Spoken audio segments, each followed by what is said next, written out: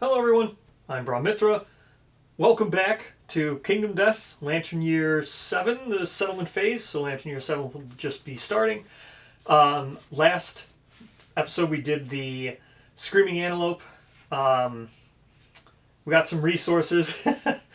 Not a whole bunch that I wanted. Mainly I'm after the hides. In the video I said I want the hides, I need hide, but what I meant was I need the antelope specific hide is what I meant. So I know I said that wrong. Yes, there was comments saying that I should have fought a lion. That's correct. And if I just needed hide, I could have continued help fighting gorms. Also correct. I could have continued those things, but I wanted the pelts. That's what I needed. So we did get one pelt. Now, when the episode ended, I was pretty disappointed, saying this was going to be a pretty quick settlement phase. There's going to be a lot of stuff that's based on rolls. Depending on how these rolls go, we could actually still do things, which would be great. Now, the other thing that was in the comments was that Lightning needs to be wearing her Twilight cloak. And that's 100% correct for a very stupid reason. But it's not stupid. It's just a very fiddly rule that should be overwritten for the Twilight Knight in training campaign variant, but whatever. So the rule is the Twilight Sword is sentient, and sentient stuff, you can't use it unless you're insane. So Lightning's not insane, but the Twilight Cloak allows you to ignore sentient on a piece of gear. So that means you could use it when you're not insane. However, you can't use Twilight Cloak if your understanding is above 3. But hers isn't, so it's not a big deal. But it's also heavy. The Twilight Cloak is heavy. And I was using it for the first 5 episodes, or 5 Lantern Years, for the first 5 hunts, up until the Butcher. And then I took it off specifically for the Butcher because I needed the extra evasion. And she was insane at that point. So when she departed, she was insane. And I figured I'd keep getting insanity from the Butcher because he gives out a lot of it. So I took it off. And then I just forgot to put it back in her gear grid because I just forgot that she needs to use it in order to even use her Twilight Sword. You can't even use it. So yeah. So I forgot that. So that happened every hunt after the Butcher. So that means the Gorm that we fought after the Butcher, as well as last episode with the Screaming Antelope. So I put the Twilight Cloak is now back in her inventory.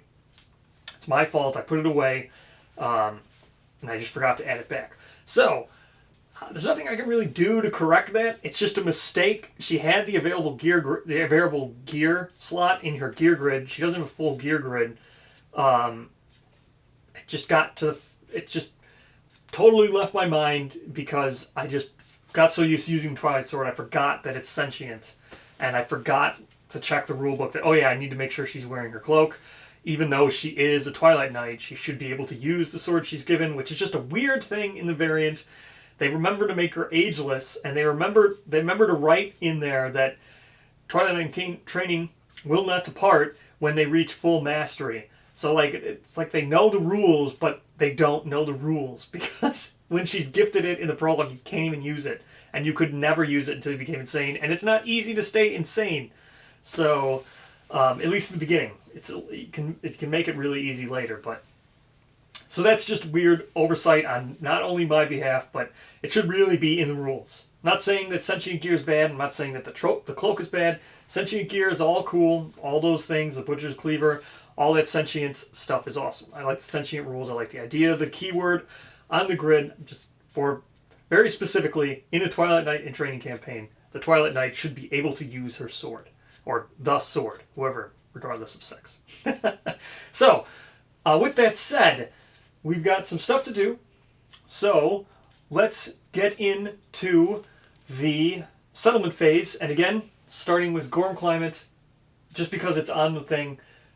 Again, because you shuffle it back into the deck and you could get it twice, I don't want to shuffle it in now. Just saves time. So, let's get started with the settlement phase. Here we go with Gorm Climate. I'm not going to read Gorm Climate because it happens so often. I'm just going to roll right on it. Basically, it's raining. A 9. We do not have storytelling. No. The settlement struggles against the quaking ground. Okay, whatever. Nominated survivor with 0 hunt experience. Draw strength from the settlement. And gain +1 courage. Okay, so someone with 0 hunt experience is going to gain +1 courage. I'm just going to give it to the top person right here. Hold on, I just want to put these back in the deck here. Okay, so +1 courage. You know what? I'll do that after. Let me just shuffle this up. So we get +1 courage.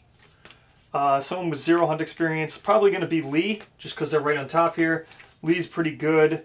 I'll probably end up using her, so we'll go ahead and give it to her. Now, let's go ahead. So, as I was saying, we're going to be doing the Phoenix event. You know what? Let me just finish these settlement events. Oh, 10. Okay, 1, 2, 3, 4, 5, 6, 7, 8, 9, 10th guard. Okay, rivalry. Okay, rivalry. Here we go. Where's that dice that I had? This one? Oh, or I put the other dice. Oh well. Okay. If there are less than 2 returning survivors, discard rivalry and draw a new event. Select 2 random returning survivors. They begin to argue, and their screams rouse the settlement. Select 2 random. Okay. 2 rivals beat each other up. Neither may depart. Okay. 2 rivals immediately come to blows. Randomly choose one of the 2 rivals to suffer a gaping chest wound, severe injury. Add rivalry to the next year on the timeline.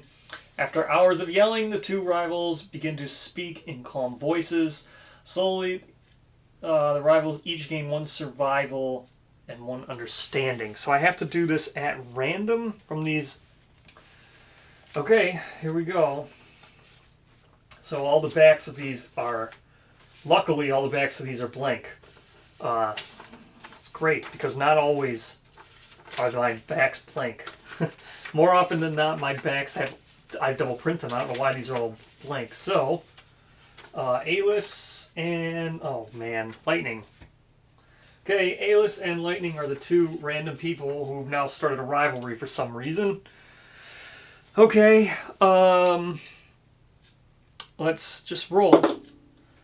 A 2. The 2 rivals beat each other up. Neither may depart. Okay, well, Lightning can always depart, so rivalry really did nothing. I guess it's... Yes, it did. Okay, so Alis can't depart, which is the Fist and Tooth person. Which was like the whole... Oh, there's also lingering effects. Duel. The 2 rivals... I have to add rivalry, right? No, I don't. They just beat each other up and neither may depart. Okay, so let's check out this duel here. The 2 rivals tear into each other like wild animals. Both nominated survivors are dead. Remove rivalry from the timeline. Okay, well, the rivalry's not on the timeline right now, and I just can't do that to risk just ending the campaign. Okay, roll 1d10 for each rival. The one who rolls higher is the winner. The winner gets +1 permanent strength, and the loser is dead. Remove rivalry from the timeline. Okay. After hours of fighting with no one taking the upper hand, the 2 rivals develop a grudge. I can't do this because Lightning was involved. I can't even do this, so can't even attempt the lingering effects. So, Alis cannot depart, which sucks because that was our Fist and Tooth person. So, let's go ahead now and first. Okay, so that's all done. Gorm Climate is going to be added to the next phase, or the next year. We also have Bone Witch that year, and Sunstalker tentatively is also listed there. I mean, I'm probably going to use Sunstalker, so we don't have to worry about that, but Phoenix is happening. So the reason why I'm leaving Phoenix in is because I don't know exactly how the node system will work. You would think that Phoenix is in Node 3. I'm almost positive Phoenix is in Node 3. It says it on the thing, and I'm sure Sunstalker is also in Node 3, but because their things don't match up, the introduction events, Sunstalker gets added year 8, and this is year 7. I'm just going to leave Phoenix in, so just until the whole thing happens. So, alright, so we're going to do Phoenix event. I've done what else was on here. Nothing, just Phoenix Feather. I don't have to add rivalry. We're done with Gorm Climate. Okay, we're good. So, Phoenix Feather. The skies bubble and murmur as a dark present tears through the atmosphere like a negative lightning bolt, sucking the air and energy from all who gaze upon it. Light rain begins. The survivors turn their eyes up to see a huge iridescent feather slowly floating towards the ground. Their lantern lights reflect strange rainbows off the twisted feather. A primal fear takes root in the settlement. You may now hunt the phoenix.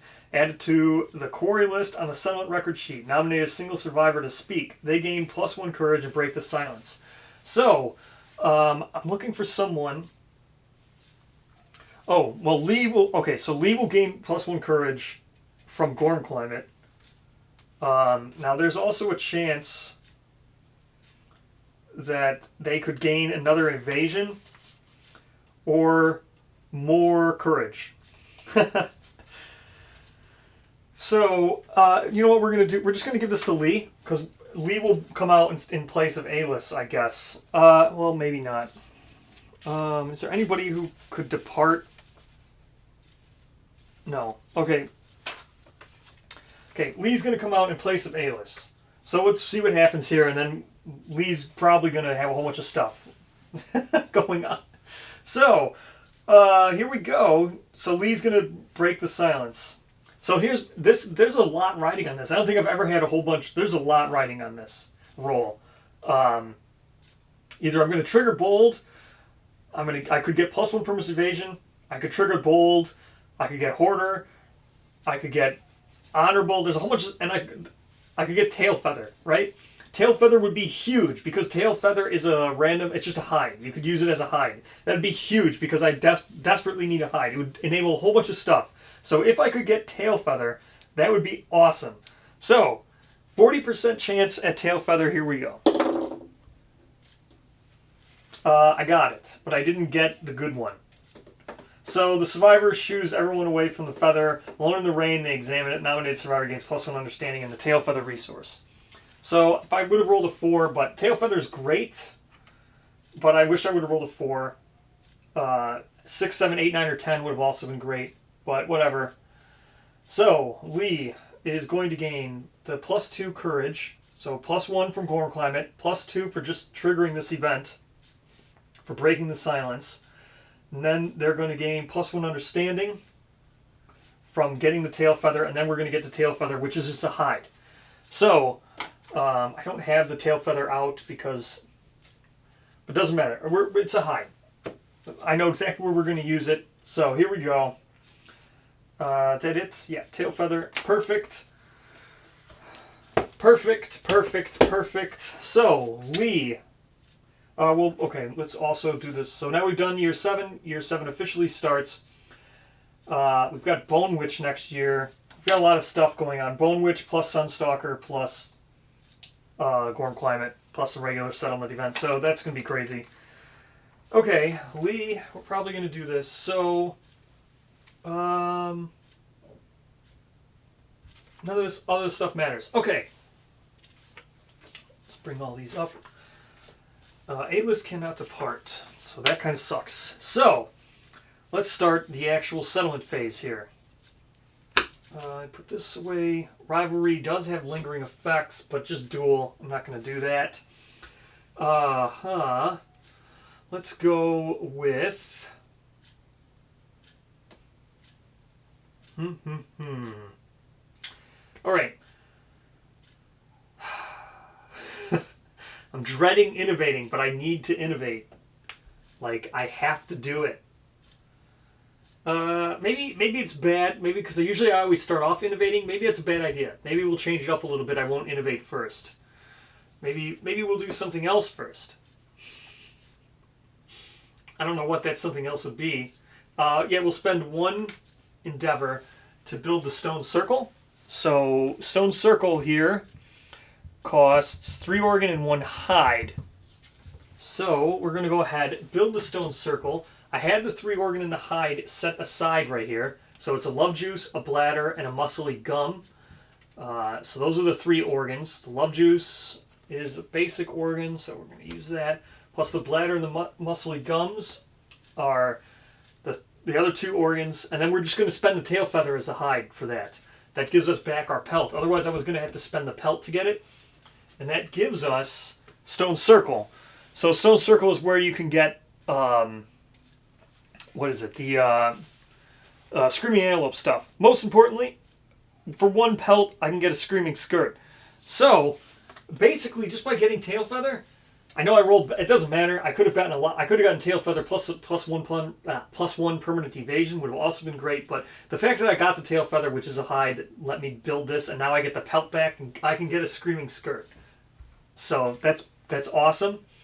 And then right away from the Stone Circle, let's just go ahead and I'm also going to make the headset or the headpiece, the Screaming Horns, which is Spiral Horn and a Scrap. So we did luckily get the Spiral Horn. So we're spending the Spiral Horn and a Broken Lantern to get the Screaming Horns, which is just an improvement for pretty much anybody. We have many gear that still doesn't have gear, or many gear grids that still don't just have regular gear in it. So there we go, Screaming Horn. We'll just make now that I have this, I can spend the regular just 1 pelt to make the Screaming Skirt, which is awesome. So, what was it? Screaming Skirt for 1 pelt. I don't have it out because I didn't know if I was going to get it, but I'll grab it before we depart. And that leaves us with a Shankbone, a Flat Tooth, and the Lonely Ant, which is just pretty much just nothing. I don't have paint yet. So, that's it. Pretty much. So that's all that for 1 Endeavor. Now, we'll use the Endeavor and Monster Hide, Monster Bone, and a Screaming Brain to innovate. Oh,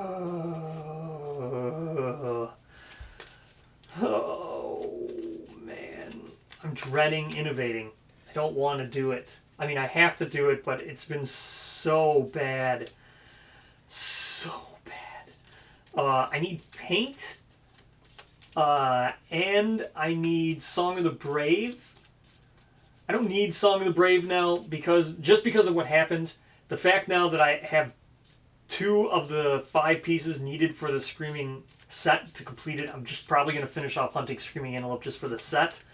I mean, I'm 3 pelt away now. If I could get Dash, I could hunt a level 2. So if I can't, I don't know if I want to fight a level 2 without Dash. It also sucks. I might not want to fight a level 2 without Alice either. So that's something to consider. She's really good. I mean, Lee's good too, but Alice is really good. So, okay, here we go. Okay, here we go. Symposium. We're taking Symposium. It doesn't even matter what else. Shrine, I don't care. Symposium. We drew Symposium. So, Shrine. So, the Symposium, it doesn't matter. Anything else doesn't matter at all. Symposium is what we're taking. I mean, that's it.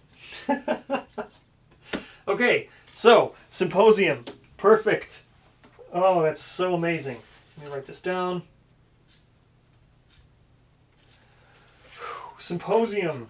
Departing survival limit goes up by 1, right? No, just survival limit goes up. So we're at 6 survival now. 6 survival limit. And when survivors innovate, draw an additional 2 cards. And then we add, what is it? Symposium consequences. So we got Symposium. Where is... So this is the innovation deck. Yeah, this is the innovation deck, so this is the other innovation. Symposium consequences. Nightmare training, awesome. Storytelling. I do need pottery, which is a sculpture consequence, so I do need sculpture at some point. Any more symposium?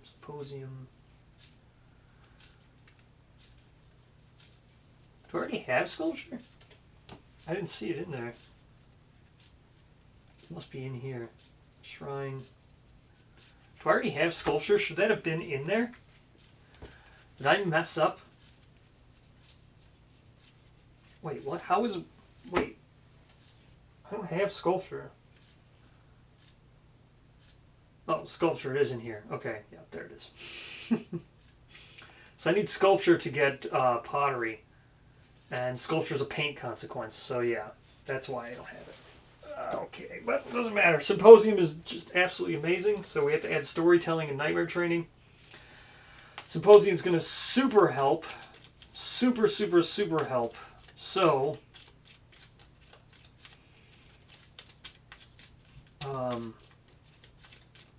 okay, here we go. We have 2 endeavors left. I think I'm just going to do shared experience, right? That might be a good one. Let me look at what endeavors I actually... oh, this is the draw deck. What endeavors do I actually have? I don't think I have anything that actually worth doing. I could gain Rhythm Chaser with somebody. There's nothing that I have. My innovation is just so bad, I don't even know why I bothered looking through that. No, this is what I'm looking for. Okay. Yeah, shared experience, right? Nominate a survivor that has 2 or more hunt experience than yourself. They describe illuminating details of their desired death. If you are not deaf, gain +1 hunt experience from their story. If the nominated survivor has shed a jaw, instead gain +1 insanity. So, it would be nice to get Lee some experience, but just so she could depart. But what would she depart with?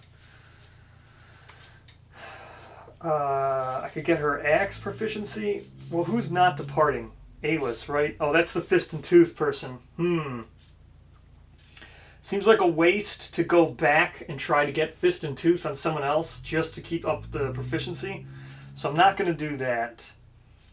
So I have sword, bow. I mean, so Lee could take axe. I guess that's something cool, right? I really want to do dagger still. Dagger would be neat. So yeah, I have someone with bow going out. I don't have someone with shield. Maybe that would help. Yeah, maybe I should just shared experience twice so she could depart with shield. That's what I think I'm going to do. Okay. We're going to shared experience.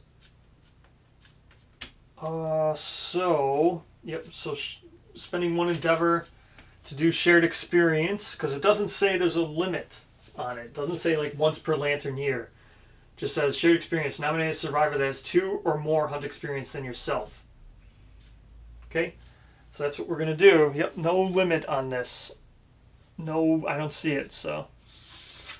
Just going to do this.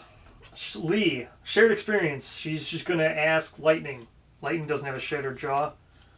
So, shared experience. That gives her 1 hunt experience. Then she'll do it again. And just share experience with Yisa, I guess. Whatever. That gives her 2 hunt experience. For 2 endeavors. And that ages her up. So she can depart now with shield. And let's age her up. So, age here. Age 1, 12. It's fighting art, right? Age 1, 12. Yeah, it's a fighting art. Okay, let's get her a fighting art. Come on, something cool. Come on, something cool.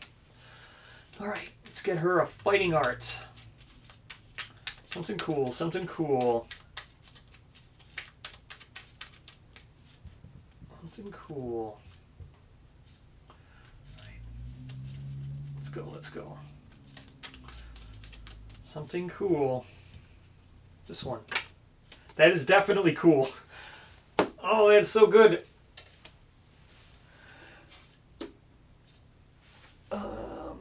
Infinite lives. You can't create new memories. Cannot gain fighting art or disorder. When you would gain one, instead gain a new lifetime. Give yourself a new name. For a lifetime, gain +1 survival for naming yourself, and you get the once in a lifetime reroll back. So, infinite lives. Awesome. Fighting art. Infinite lives.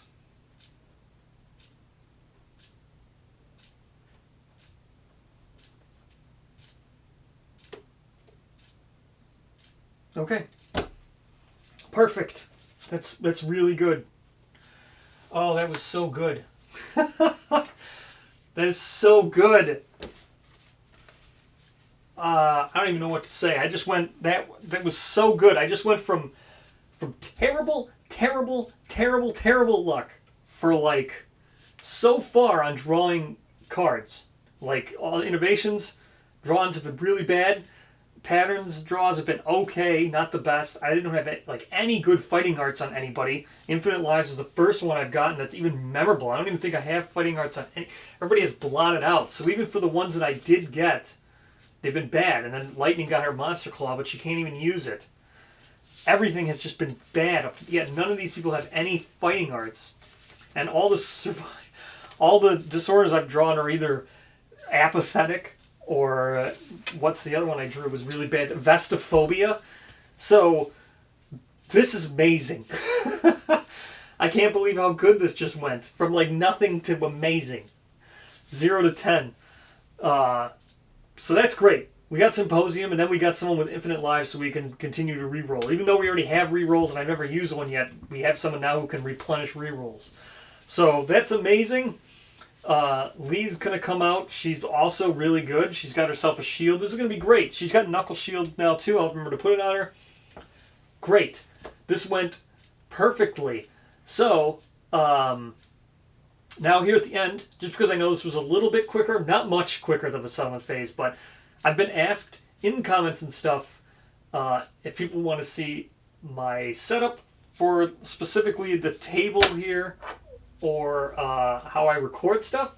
So, the camera that I look at right now, right? I'm gonna go pick it up, and then I'll show you exactly what it is that I see, and from my standpoint. So you'll be able to see how it is when it looks for recording, and then I'll talk about the table when I grab the camera. Okay, so here's the viewpoint that you just saw as I was playing.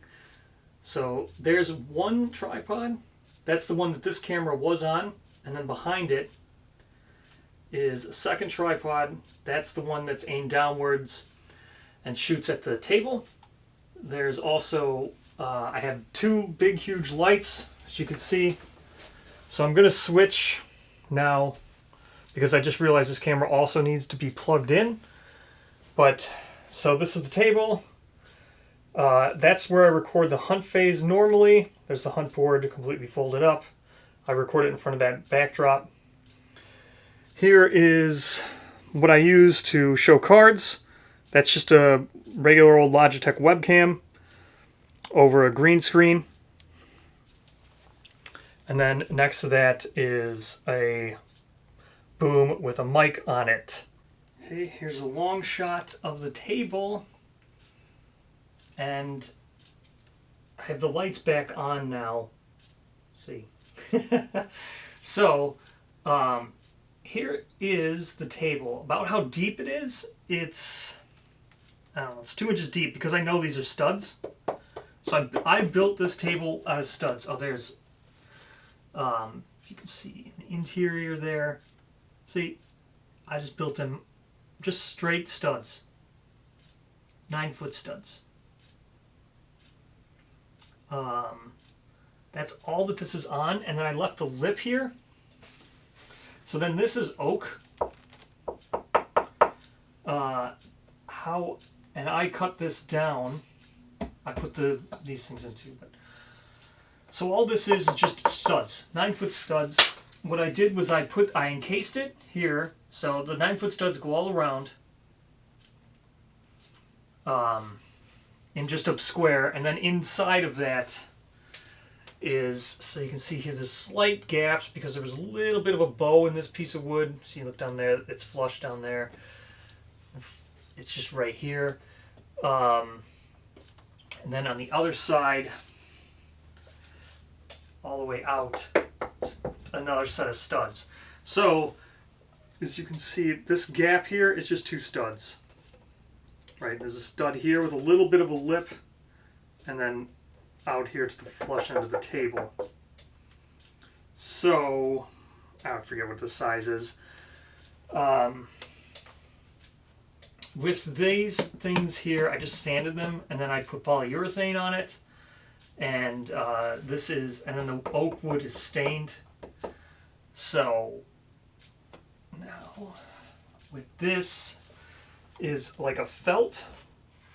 So you can just peel this back, and then underneath this is a piece of plexiglass. It's going to be hard to see. The light's really reflecting on it because it's right above this. This is one sheet of plexiglass, which is like 3.5 feet by whatever the distance of the interior of this is. And then underneath the plexiglass, I have all these like Chex mats for when I play D&D and stuff. And then I just put that over it when I do anything like this. Then, so how the real way to save money on something like this is not making it a complete table. So, for instance, let's go under here. This is a piece of MDF board, just right here, MDF, and then this is just a table that I got at Goodwill. So, I don't know, like a $40 table, not even, like $30 probably at Goodwill. And then this is an MDF board that I drilled the studs into. Let's see. So, this is just a topper, right? I can't lift it up now, but this is just a really heavy topper. Yeah, see, these are just studs. 9-foot studs. So, because you don't see this, you should really turn this around, but whatever. And then when it gets to the corner here, you just put like wood putty. That's all I did, was I wood puttied the gaps here and then sanded it down. So it doesn't look super great, but it's super cheap. Then for the top, if you look behind those, there's all the stacks of the wood I put to close the table. So see, those things just rest on that. And that's oak, and then that one where the gear grids are, hold on. So the last leaf section, you just take like a paddle bit, and I just drilled a 1-inch thing through it. That's how I lift up all the leaves. I think there's like 8 leaves in the table, if I'm not mistaken. No, 6. There's 6 leaves in the table. Yeah, so there's 6 leaves in this little gap here. Now all these tops, these oaks, the only reason why I went with oak is because if you write on something less, like if you write on pine with a pen or something, it will dig into the wood. Even regardless of how much polyurethane you put on it, or varnish, whatever you want it, regardless of however much you put on it, it's going to dig into it eventually. So that's the reason why I went with oak. You can get oak pretty cheap. I mean, it's not, you can't get oak. You can get oak if you want to make sure you get the right things. What I did was, like at Menards or Home Depot, they sell like oak shelves, like that are perfect for this. So don't go to like an actual lumber. Well, you can, but sometimes lumber yards at like Home Depot or Menards are actual lumber yards. They'll cut the wood for you too if you get like a really big piece of oak. But oak shelves were like perfect because this was a 4x8 piece of plywood. Or MDF. I got MDF board because it's really good with indoor, with weather and stuff, for not folding. You don't want just plywood. MDF's a lot better. It doesn't like hold moisture in much, so it's not going to bow as much with weight over the year. So MDF is a lot better if you're for the bottom of the table. But with the top, this is what the oak tops. Just get like oak shelves. That's all I did. They're like. So the play area here is like 3.5. No, it's probably like 3 foot by 6 in the play area, because you got like a foot on each side. This is not quite a foot. It's like 6 or 8 inches. It's like 5 or 6 inches. This piece right here, and then the lip is 6 inches out. So then you just need a 3-foot shelf, oak shelf. Which, again, you're just going to stand it up and polyurethane over it anyway, so it doesn't matter what color it is as long as it's oak. That way you can write on it without it bending. Or without it digging in pencils and stuff, because I play D&D or other stuff. If you want to just write on it. So, that's it. So, thank you so much for watching. we're gonna do, yeah, we're just gonna bring Lee out. She's gonna start doing her shield proficiency and continue on getting sword mastery if we can. Yusa's got sword proficiency now. Try to finish up Tyson. He's 3 away from getting bow. Try to get bow proficiency. Finish up with Tyson's bow mastery. Then switch. Then the party will just become Lightning, Yisa, Lee, and Alis until we finish up those masteries. Didn't get Dash. Probably going to fight just another level 1 Screaming Antelope. Maybe I'll fight a level 2. I just worry about fighting a level 2. Just because if it goes bad and Lightning dies, that's just the end of it. I'd rather be able to make sure that I could get away from its movement and trampling as much as possible. So it's not that I don't think I can beat it. It's that I remember whenever I calculate if I can beat something, I need to be able to beat it without Lightning dying. And just because we don't have enough armor made, I can't, like, Lightning will start wearing the screaming armor and stuff, but until I get a full set of that, she's the one wearing the rawhide. I don't have enough rawhide because I can't get enough hide. I'm so low on hide. Not that I'm low on hide, I just don't want to, I'd rather make a Screaming Antelope set than another rawhide set. So I'm just putting my hide towards that and towards innovating because it's been so bad. So, either way, that's the plan. Thank you so much for watching. I recently did another video on the channel that was able, for me to do some testing. So I'm looking really forward to the next hunt phase. I did a lot of camera edits and stuff, so that should be awesome. Thank you so much for watching. It's so very humbling. It really is. Really, you have no idea just how much fun it is to make this, and the fact that so many people have decided to watch, and then making, I get to talk in the comments. It's so awesome. So thank you so much. I'll see you in the hunt phase.